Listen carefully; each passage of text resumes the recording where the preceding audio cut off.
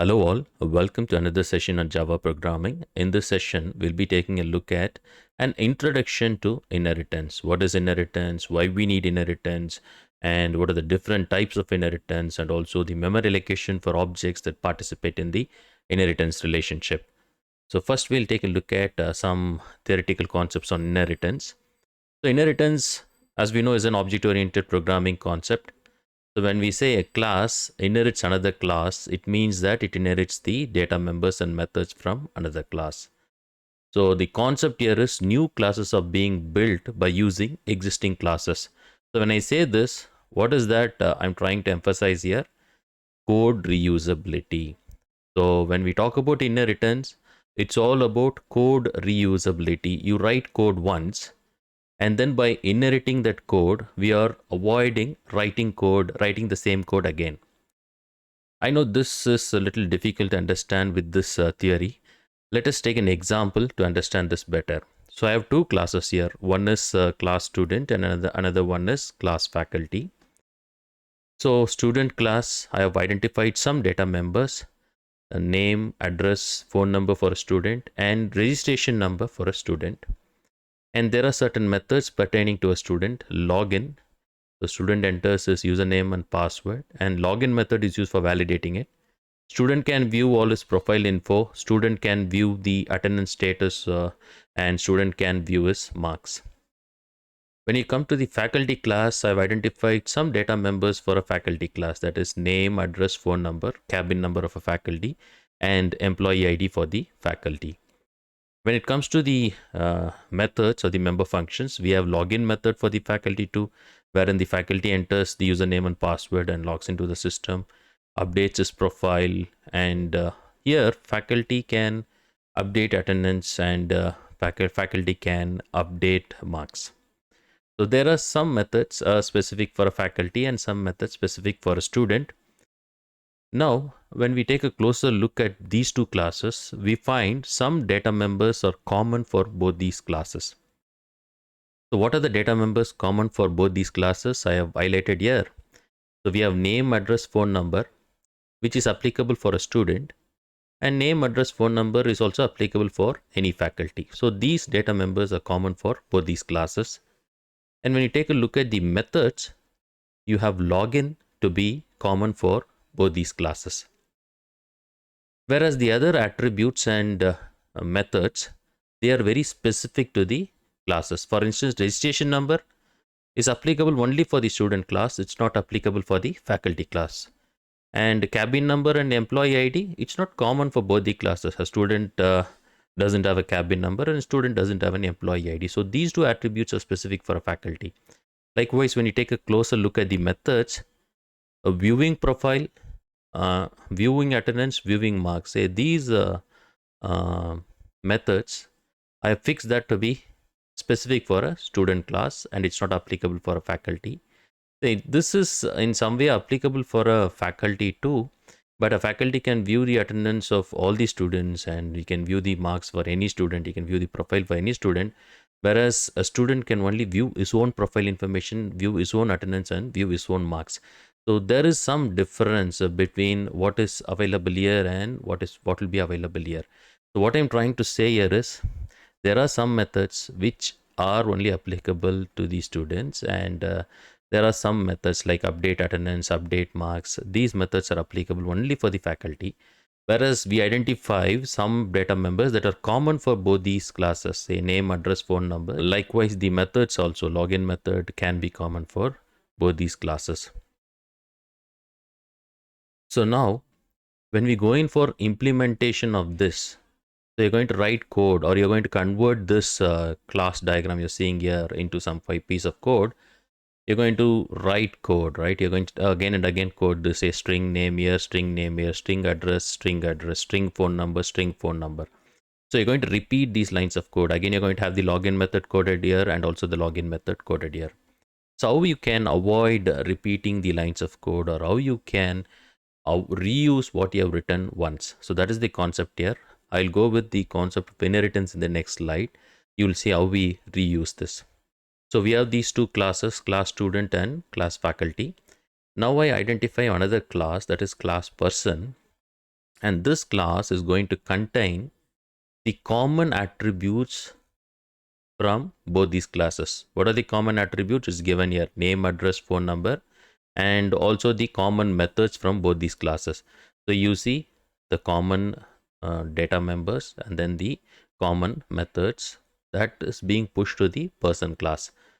And we say that these two classes will inherit the person class. And since we have pushed the common methods and common data members to this class, we can remove them from the student and faculty class.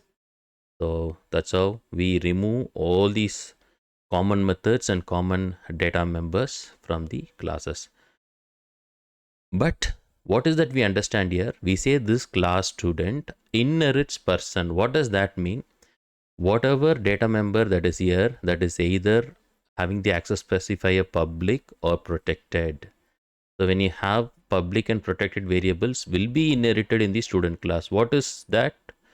That means that a student is defined by using the public and protected members of the person class.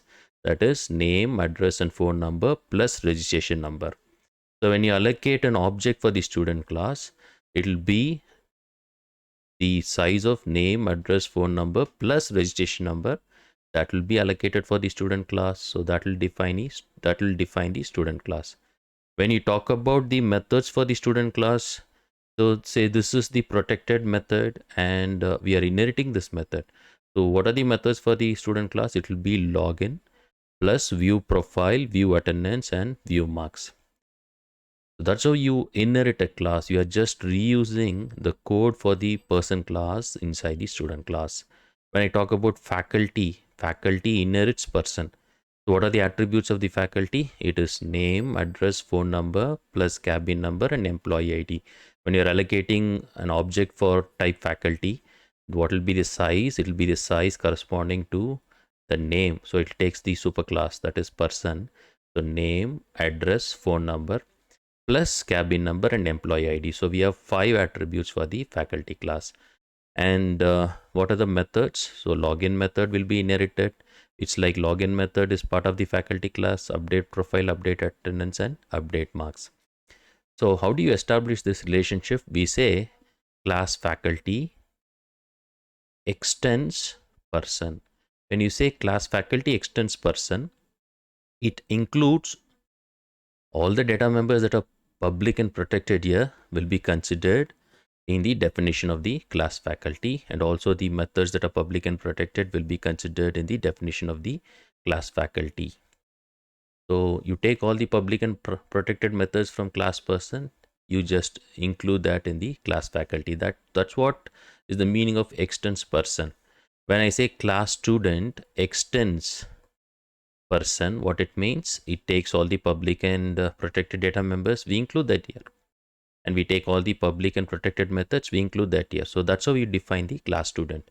By this process, by this relationship, what we are doing, we are reusing this code again and again. See, we have written that once here, again we are using it here. We have written that here, and again we are using that in the faculty. So even when you're going to add another class called administrator and you extend this, you'll be just including, or you'll be just inheriting those data members and methods that are public and protected here in that class too. So this is how you reuse code with respect to inheritance. I hope you were able to follow this simple scenario. And we'll now take a look at the demonstration of the implementation of what we have seen so that we understand this better. Okay, now we'll take a look at this demo on the use of inheritance. And what I'm going to do now is I'm going to write the code without using inheritance, and then I'm going to apply the concept of inheritance on the code so that you'll be able to see how the number of lines of code is getting reduced when we apply inheritance, how we can reuse code by using inheritance. So that's about this demo. First, let me write the code without using inheritance. So we had two classes, class student, and we had some data members for the class student, that is string name, we had a string address, and string phone number, and we had string registration number. What we'll do is we'll insert a parameterized constructor here. So we'll say generate constructor using fields. It's just going to insert this parameterized constructor for initializing the values. Okay. And what we'll do is we'll also have the methods. Some methods we'll take for the student. They will talk about the login method, public void login. The username and password is being entered, string password. And we'll have a very blunt method here, like let's say when the user enters username and password to be test, then he is a valid user. Actually, we should be connecting to the database, run some SQL queries for this validation, but let's keep things very simple here. Like I'll just say if username dot equals test, so we'll just equate this to test username and password, and password, so it's password dot equals test. Let's say this is out, say valid user, else we can just do this out, check your username and password.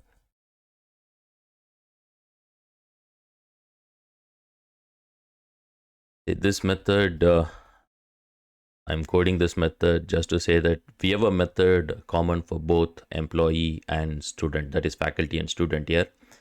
So this is just a method wherein we get the username and password, and then we check whether it equals to test, and if it's equals to test, we say is a valid user. We'll also have another method, public void display student.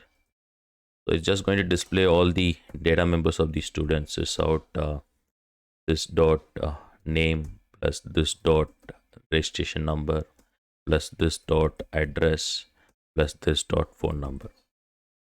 Just displaying the data back to the user. So we have finished coding our student class. We identified some data members. We have a parameterized constructor, and then we have this login method, which just takes in test and then validates whether it is. It gets the username and password and validates it against test. And we have this display student, which will display the values back to the user. Our class student is done. Let's code class faculty. So we have seen two classes, right? Student and faculty. Now let's code class faculty. What are the data members in this class? We had name again, string address, and string phone number. And we add some more attributes like string employee ID and string cabin number. This is what I was telling you. When you don't use inheritance, you'll be writing the same lines of code again and again, right? So here you see I have coded string name, address, phone number. Again, I'm writing string name, address, and phone number. And if I want the login method, say if I want to generate this parameterized constructor for faculty too, let's go to source, generate constructor using fields, and generate. That's it. Our constructor is available here. So we have a parameterized constructor. Say the faculty has also got his own login method.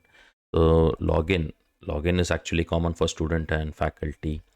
Say let's have this login method here, public void login, and faculty also logs in. He will be entering his username and password, string username and string password. Again, so it's going to be a repeat of what happened in this method. Let me copy this. So we'll be checking the username and password against test. If it's equals, then we say it's a valid user, or else we'll say check username and password. We'll also have a method wherein we display the data of the faculty, like display faculty. We'll have, it's not students, it's display faculty. And what we'll display is name. Faculty doesn't have a registration number, so this should be employee ID, and this dot address and this dot cabin number. Okay, so our code for faculty is also done. Now what we'll do is we'll create an object of type student and we'll initialize that, and then we'll create an object of faculty by passing the parameters. Then we'll call these methods login and display student and login and display faculty. We'll see whether our code really works. So we'll create an object of type student here. So it's student, a student name is Ram, and we'll pass the parameters. What all parameters we have to say? It's Ram, the name, and then address, say is from Pune, and phone number. Let's give some phone number here, some dummy number, and registration number. We'll say that is 12BC. So we have created. The issue here is it's a small s student. I've just given a capital S here. That's the issue. Okay. So we have finished creating this object. Now what we'll do is we will call the methods of the student class, that is rom.login, and then we'll pass the username as test and password as test. So it's like we are validating the student, and rom.display student. So for the student class, we have created the instance, and then we have invoked the methods. Now let's create an object of type faculty. So it's faculty. I'll put my name Satish here, and new faculty. Let's pass the data pertaining to the faculty. Name is Satish, and what are the parameters? Name, address, phone number, employee ID, and cabin number. Address is Vellore. Phone number, we'll have some number here, and cabin number, employee ID. So employee ID, I'll have it as 111, and cabin number as 117 or 116, whatever it is. So created an object of type faculty. Now let me call the login method for faculty, that is satish.login. So we pass the same test and test here for validating username and password. Okay, and satish.display faculty. So we have created an object of type faculty, and we have invoked the methods. Let's run this. Let's check whether our code is working fine.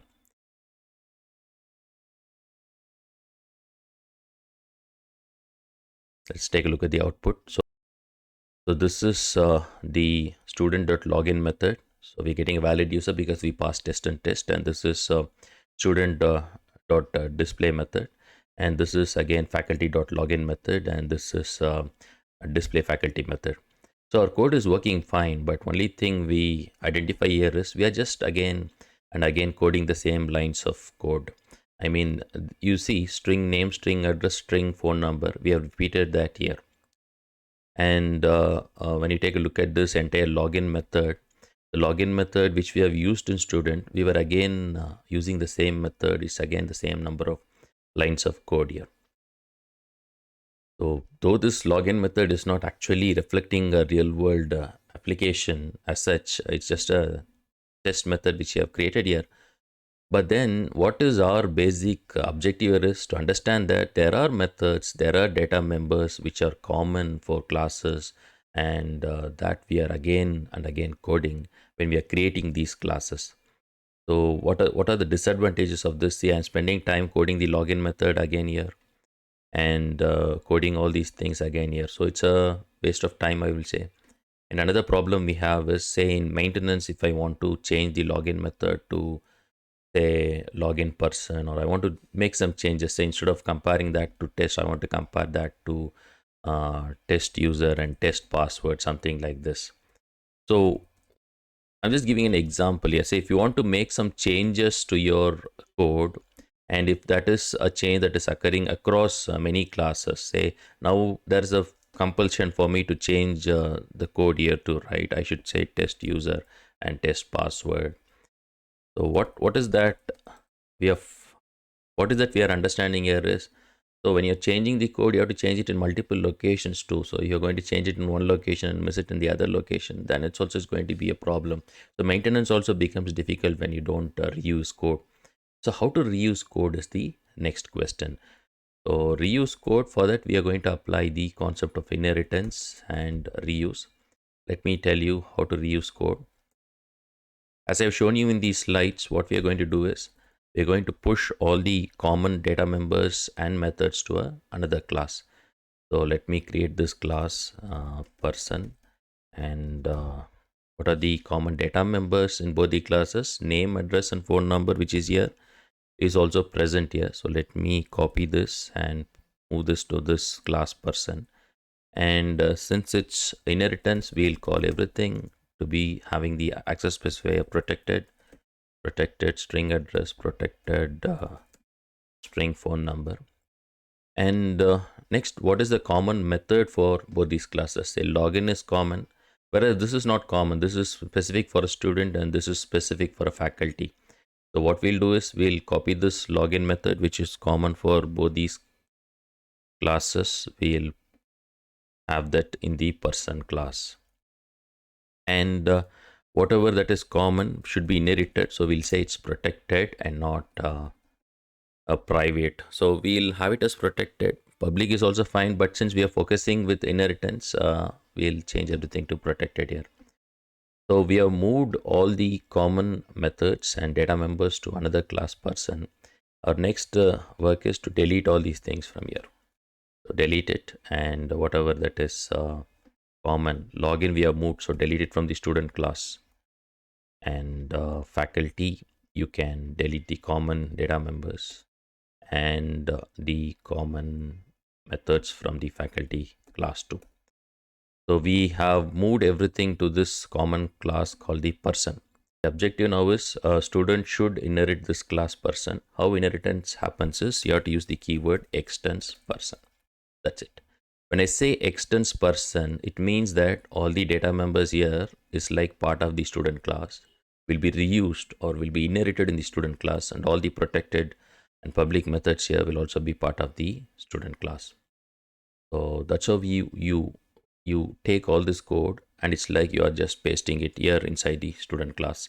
Likewise, we need a faculty doesn't have an employee ID and cabin number. He also has the name, address, and phone number. So what you have to do is extends person. So when I say extends person, automatically whatever that is there in the persons class, which is protected and public, it's like it's part of the faculty class too. When you talk about memory allocation for the faculty class, it will be like the data members here plus the data members here will be taken into consideration while allocating memory for an object of type faculty. So that's how you apply inheritance. And you can see here we are avoiding the repeated lines of code in the classes. So another advantage we have here, say if I'm going to add another class in the future, administrator, say class administrator, and you see administrator will also have name, phone number, and address, and say yes, some specific attribute for an administrator like string lab number, something like that. He is in charge for a lab, so he's going to have this lab number. So administrator also is in need of name, address, phone number, and login method. Then there is no need for us to code. What we'll do is we'll just say extends a person. That's it. Say this is reusing code, right? We already have this person class. We are just extending the person class.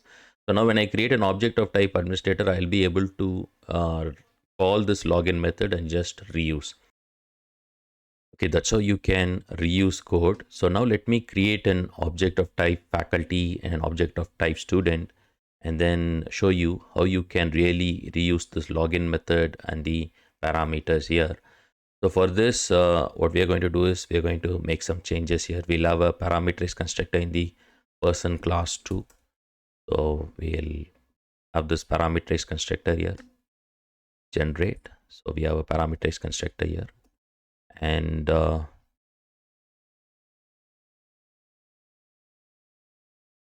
we don't have the name, address, and phone number here. What we are going to do here is we are going to get the name, address, phone number, and registration number, whatever that is coming as input, and then we'll be passing it to the super class constructor like this: string name, address, phone number. Okay, and we'll be performing this dot registration number is equal to this dot registration number. Say if you're not able to understand this step, if it's fine, you can also take a look at the next lecture wherein we are completely focusing on the discussion of the use of super keyword and the order of constructor calls and inheritance. But for now, what we are doing is we are getting the data while we are creating the object, passing the data required for the superclass parameterized constructor here, and registration number for this student class is initialized here. The same way, what we have to do is here too, we are just pushing all the data here to the super class constructor. So it is super, and then we'll pass the name, address, and phone number, and whatever that is remaining, employee ID and cabin number for this faculty will be initialized here. So this is a small change we need to do because we have a parameterized constructor in every level of inheritance here. If you're not clear with why we are using super keyword, please take a look at my next lecture wherein I have in detail explained the use of super keyword and order of constructor calls. Now our objective is to create an object of type student, object of type faculty, see whether we can reuse the login method. Let me create this. So let me create an object of type student. Student name is Ram, and I'll pass the values. Ram is the name, address is Pune, and we have the phone number. We'll give some phone number here, and registration number we'll say it is 12BC. Now we can invoke rom.login. Say we are able to invoke this login method because login method we are inheriting. Though it is not part of the student class, we are invoking the login method and passing the username as test and password as test. So this is where code reusability comes into action. Okay, and rom.display student. Likewise, we'll create an object of type faculty.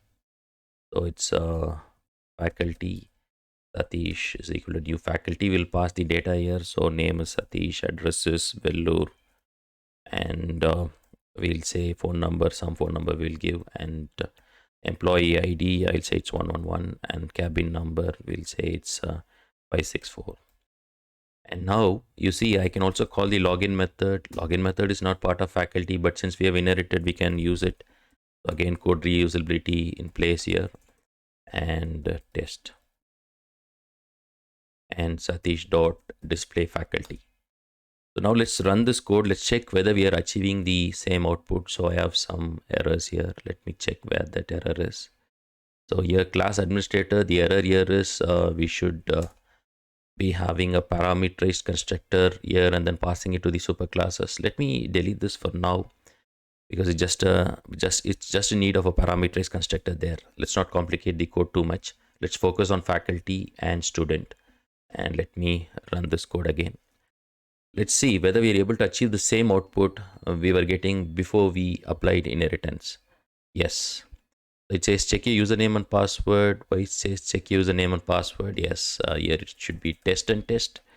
And now let's run this again because only it compares it against test and test username and password. So let's take a look at the output here. Yes, valid user from student.login method and student display method here, and faculty login method and faculty display. Exactly the same output like what we have achieved without inheritance. But you can very well see how we are reusing code here. We created this class person, and by using the class person, we are extending student, we are extending faculty. No matter if you have any future classes which needs username, phone number, login method, we can very well extend and reuse that class. So when you're working with inheritance, keep in mind that whatever attributes you're inheriting should be stated as protected. It should be given the access specifier protected, and we should be also calling the methods protected when we are inheriting that in our subclasses. So here you call this person class. What is this class called as? This is a super class or parent class, and the base class is also something that I will use, and student which extends person. So student we call that as a subclass, child class, something like that. So faculty is also subclass or a child class. I hope you were able to follow this small demo on inheritance. I know you might be confused with why we use super keyword and what is the order of constructor calls. For that, please refer to my next lecture video on this so that you get a better understanding of the use of super keyword in inheritance.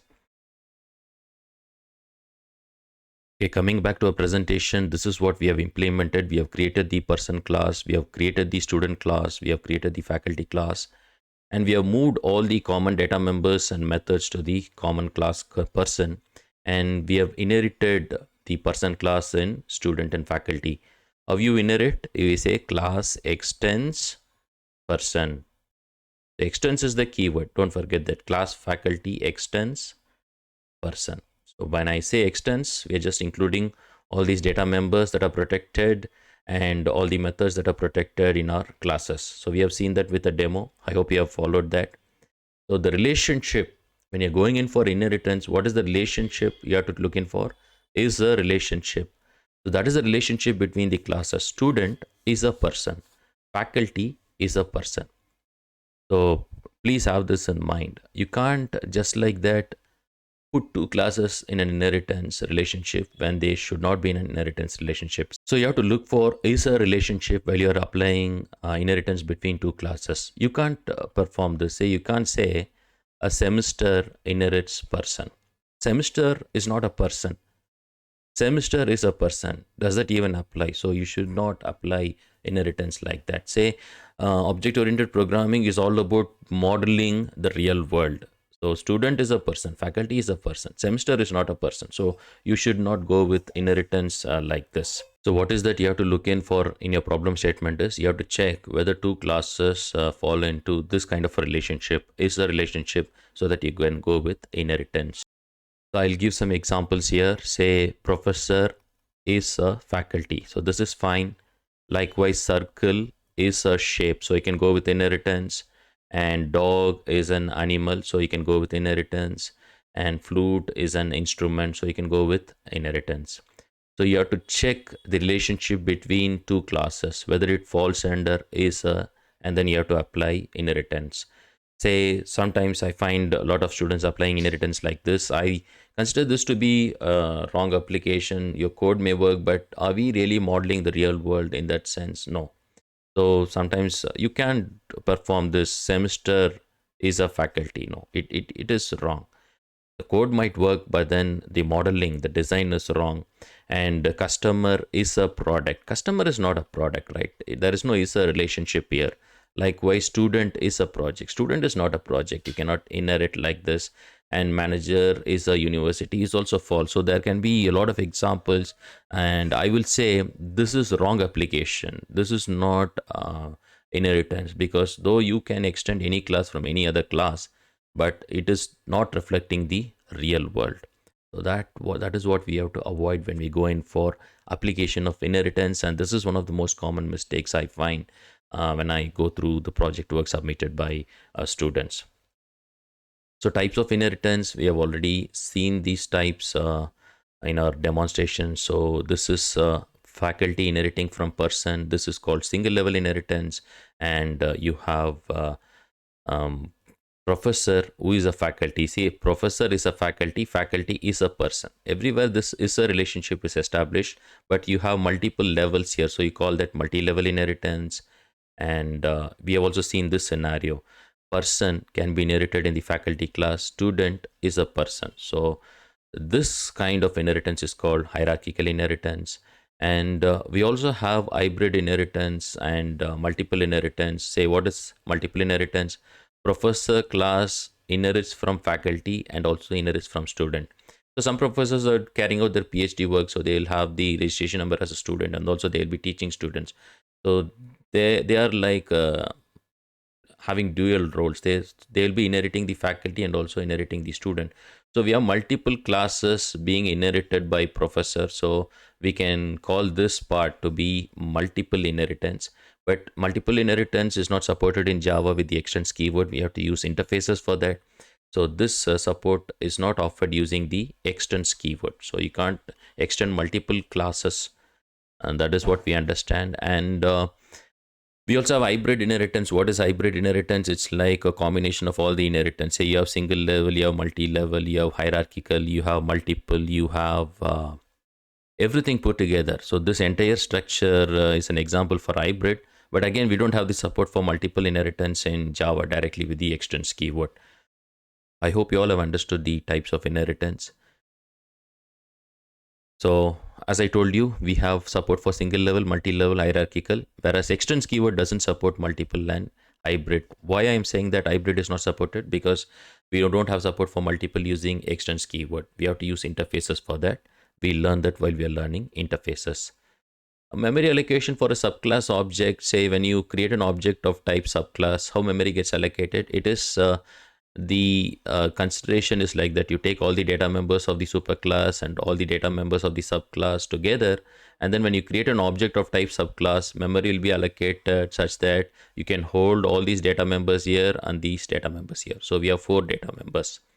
So even though we have a private variable here, even that is taken into consideration for memory allocation of an subclass object. Only thing is you will not be able to access that private data member. But when it comes to memory allocation, all the data members in the superclass plus all the data members in the subclass will be considered for memory allocation of the subclass object. But when you're inheriting, only then you can access the data members. Say this subclass, what data members it can access? It can access this variable D, it can access the variable protected variable B, and then it can access the public variable B. And if you have any other default variables in the superclass, it can access that. But a subclass cannot access the private data members. Memory gets allocated for all the data members, but the subclass can access only the public, protected, and default variables of the superclass.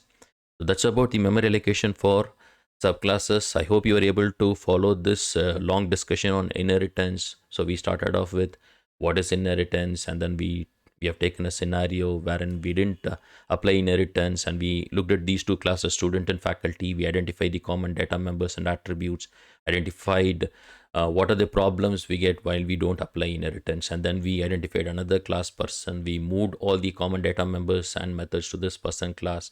We inherited the student and faculty classes from the person class. We have seen a demo wherein we first coded it without inheritance and then we coded it with inheritance. We have seen how code reusability kicks in and how we are able to reduce the number of lines of code, and how maintenance also will be easy when we go in for inheritance.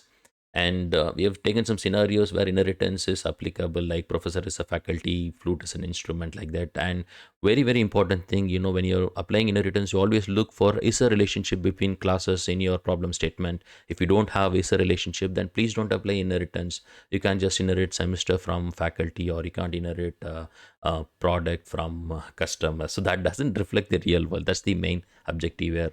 Finally, we have seen how memory allocation for a subclass object works. One final conclusion: if you are not clear about why we're using this super method along with the parameters constructors, that's our discussion in our next lecture video. So please refer to that lecture to understand how super keyword is effectively used along with inheritance. Thank you.